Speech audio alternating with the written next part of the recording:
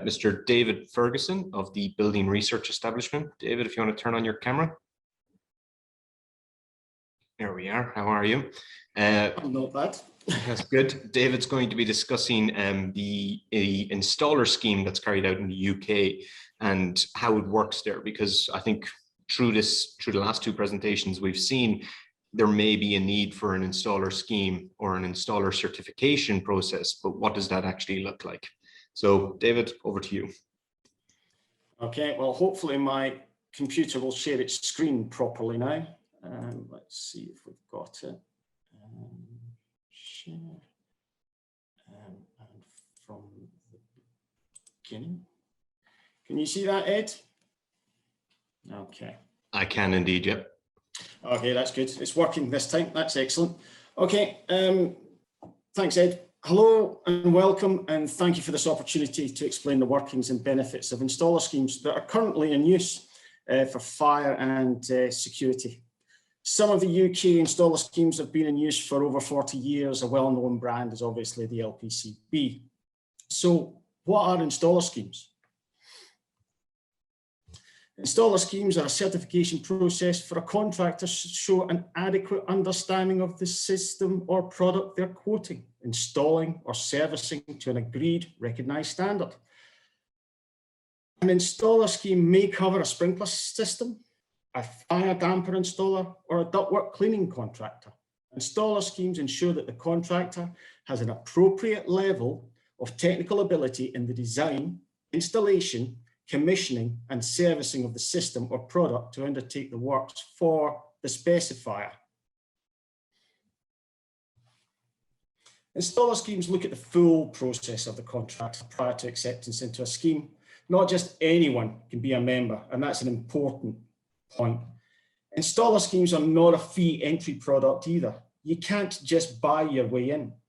Members of installer schemes are assessed prior to membership on several projects for the quality of their works, their procedures, and the end product for the end user. So what do we actually look at during an assessment? The tender, to ensure that the correct hazard class, product or service has been correctly identified. The materials being quoted are compliant with appropriate approvals where possible, such as an LPCB, an FM, or a UL marking, for example. That the company has the knowledge and experience within its field to provide a quality service to the specifier, i.e. they've actually done this works before and aren't just trying to fit it in for the money. The design, to ensure that the design is appropriate for the occupancy, the building or the system being protected. Is there communication with the specifier so that any risks identified can be evaluated, addressed and eliminated? The designers themselves, have they got the correct level of proven competency and experience? Is it present within the actual company? Are internal checking processes robust and followed? Faults and production issues are picked up early prior to delivery to site, where change is disruptive, time-consuming, and most of all, costly. We also look at the installations by the applying company to ensure that design is followed and the materials specified are actually being supplied. And just as importantly, that they're being used correctly to the industry regulations or the factory processing certificate specification. Defective items, have they been identified, quarantined and returned to the supplier for analysis? Operatives with the correct training, experience and knowledge of the actual product and the service itself are involved at all stages of the works. Quality checks being carried out and documented, with the actual snags and any defects being cleared and checked again. Commissioning. Commissioning and maintenance, that's got to be carried out by people who've got the experience and are knowledgeable of actually what the system needs to do and what it's actually got to be doing in a fire situation. Are all of these design parameters being met? And if not, why not? So, if accepted, they'll be issued a certificate of membership to the appropriate scheme with a unique identifying number, and a level of competence clearly displayed. Known widely as a third-party certificates, these come from certification companies such as the BRE Group, which is myself, which also holds the LPCB. You've got FM, you've got BAF, and there are many others. This certificate is a notification that the industry specialists, testers within an assessment company has supervised and assessed a company for its services or product as compliant to the listed regulations, a BS, an NFPA, or a FN standard, for example. This actual certificate on the screen is an LPS 1301 certificate. We use it at the BRE to show the company is competent in the agreed scope of works. This one is for residential design and installation and commissioning. Quality standards. This certificate would mean that the company itself is a BS 9251 2015 registered company. It knows those regulations, knows how to apply them and how to design and install to them. It also means that there'll be a management procedure in place, such as an ISO 9001 to make sure that everything is done correctly in the background. So what installer schemes are actually available?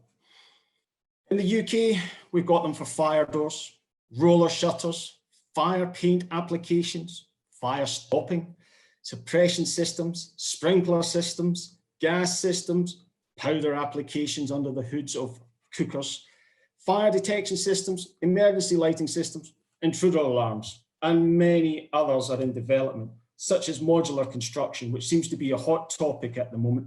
How do you get an installer certificate for that? All of these and many, many more are available throughout the UK, Europe, and the world. So how do installer schemes work in practice? You may notice a pattern appearing from now on. As with testing, it's all about repetitive, like-for-like processes. An installer scheme assessment or membership is not an exam that has been passed and can be forgotten. It involves constant supervision and surveillance to keep the certification. A company and an installer scheme will have at least 2 office visits a year. If the contractor has multiple offices within the scheme, maybe London, Manchester, and Milton Keynes. I remember travel, it was one of those things. We're just getting used to not having it at the moment. We go anywhere where the project designs and the associated data is being produced. This data will be reviewed as per the certificate criteria.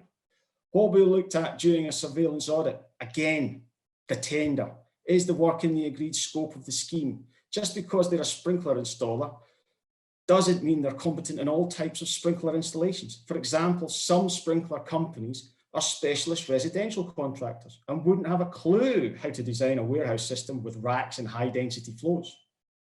Is it correct technically? Please note, we're not interested in the price of a project and all information is kept in confidence. We again look at the design. Is it technically good? Has it been internally verified by a competent manager? Are the calculations done? And importantly, are they based on the latest design? Are competencies still within the department and company for these works? People move on, retire, and these small things can have a significant impact on the quality of the design. Is the latest approved design drawing issued to site? As we all know, time is money, and a gang of some contractors wait for nobody. So this brings us to the installation. Are work records kept up to date for progress, materials purchased from the correct suppliers? Labour, again, is it competent, trained, experienced, and is this all documented? Installation checks for quality are being undertaken and any items found cleared. Commissioning records and control of deviations with the authority having jurisdiction are noted and cleared and acted upon. Are the red line drawings being fed back to the design office for updating and checking? Small site changes can affect the hydraulic performance of many systems. Is the information being held securely for a minimum of 7 years? We also carry out site visits. Installer companies will also have site visits throughout the year where their actual site processes, the materials, operative skills, and the quality of the works, and the record keeping. As you can tell, as-built drawings is a personal favourite, as these do affect and have affected many sprinkler designs in my time. Where possible, the full operation of the system will be witnessed during a simulated test. Pump duties, hydraulic output, reaction time of the equipment, interfaces with other monitoring systems will be checked for compliance. All surveillance audits and site inspections will have a non-compliance report raised, more commonly known as an NCR report. We make the following general types of actions on an NCR report. A remark: this is an item that needs to be checked again on another project, or may even be good practice. An observation: for improvement, to highlight an area that could be improved with a new approved product that's become available, or a minor change in a process for a company. An MI, or a minor item, is a non-compliance where impact will be minimal, but this must still be corrected and evidence shown that the works or processes have been changed prior to a certificate of compliance being issued for the project. An MA, or a major item, this will be the replacement, repair, or alteration of a process within a set time frame. It is perceived to have a major impact on the works.